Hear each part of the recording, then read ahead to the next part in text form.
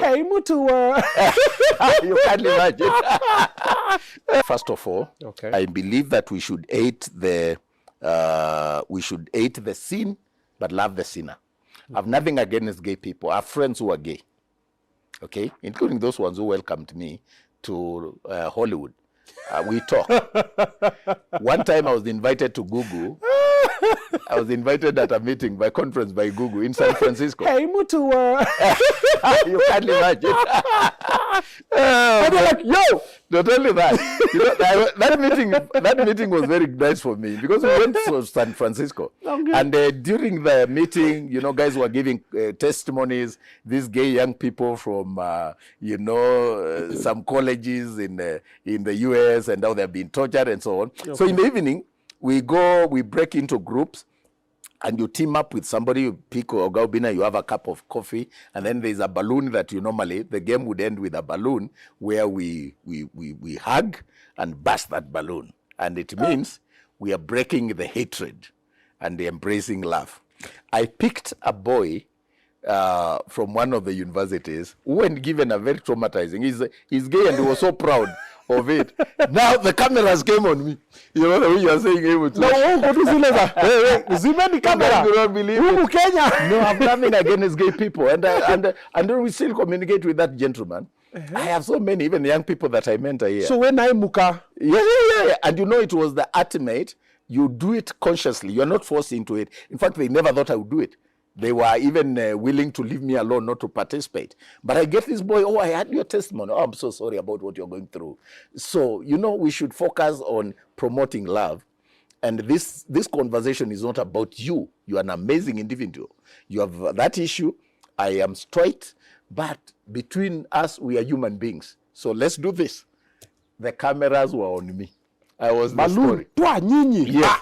Yeah, it means break the barrier, break the hatred, break the homophobia, okay, and love people. Okay. So my problem with the gay agenda is that it is against the family. Okay. Procreation is God's agenda. The pride of every parent is to have children or give birth to children who get children, and that's how we perpetuate the family tree.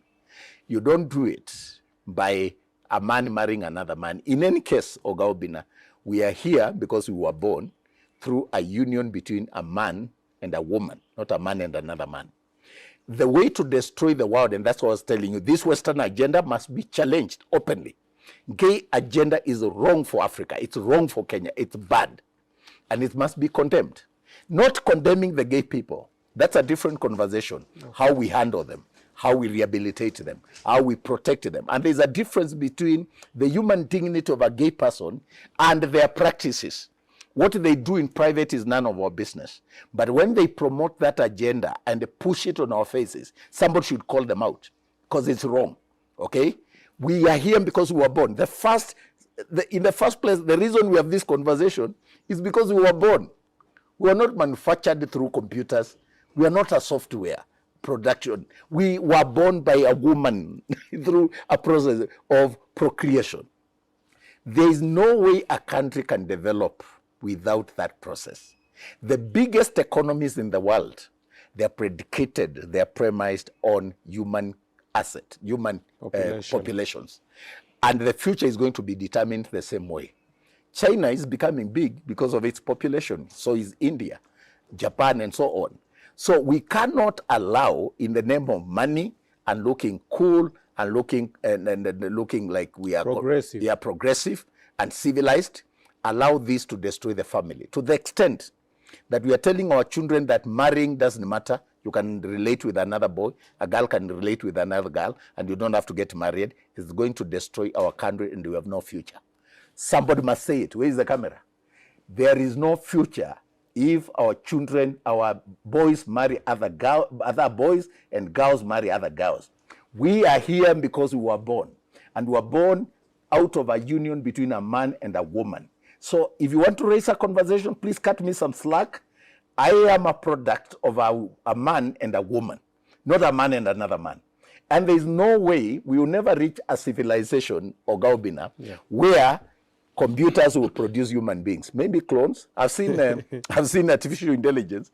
There's a lady from Saudi Arabia. I think she's called Sophia, and you can relate with her. She can come, read your mood. She's an AI, an artificial intelligence thing. My friend, you can never produce a human being. What happens when your son comes out and tells you he's gay? That's a different conversation, because like I've told you, if, for example, that was to happen, Yeah. I would love my son and stand with my son and help him through and tell him what I'm saying on this camera, that is not God's will and it's not my will. Okay. Okay? Okay. And it's not the right thing. Okay. So if he cares to listen to his father or to his parents and he cares to know what is good, then he will listen. But it's a different conversation how we can bring them back, how we can win them with love, how we can show them unqualified love as parents, for example, because I don't think we help the situation as parents when we demonize them because of our religious standing or our standing in society. Your child is your child, whether they are gay or straight, and God has a way of saving them. I don't believe it's God's will for my child to become gay. And I would pray them out, do whatever it takes to win them back to the straight path. Okay. And leave that to God, because I didn't choose it. They are not picking it from me. So there's also a sense in which if somebody is above 18, they are responsible for their own lives. But I'll tell them what I believe is right, then leave them to decide. I will not force it on them. So that would be the conversation, that we need to delineate the concept of human dignity from the practices of a gay person. The practice is what we have a problem with. The behavior is what we have a problem with. The human being should be loved and supported. And those who want to change then should be embraced and helped through. And there are programs to do so. Okay. Sawa. Now, done with film, done with all this classification manenos. Now, let's get to know the person, because there are people who don't know much about you. Yes. You've dropped a couple of titles. I was a head boy in nursery school. Yes. Not that.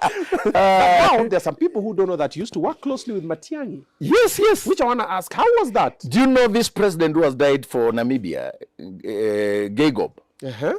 One of my most amazing interactions with the president was with him Okay. and Matiang'i.